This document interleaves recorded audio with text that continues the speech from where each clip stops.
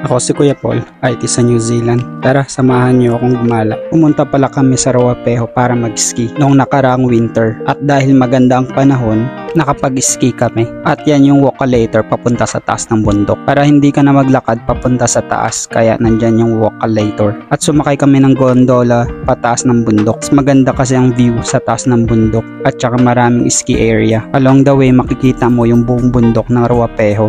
Natatabunan ng ice. Habang pakyat nga kami ay medyo nalula yung kasama ko kasi ang taas nito. Kaya pag takot ka sa height ay maigi na kumapit ka. Pero safe naman kaya wag kang mag-alala kung sasakay ka ng gondola. Enjoyin mo lang ang ride. Kaya enjoyin mo lang ang ride at wag kang kabahan. At ito na nga, nasa taas na kami ng Ruapeho. Kita namin ang ulap at sobrang lamig talaga. Kailangan pala prepared ka dito pag aakyat ka. Kumbaga full gear ka at ensure mo na hindi ka lalamigin. Kasi pag nilamig ka hindi mo rin mai-enjoy ang tanawin. Bumaba na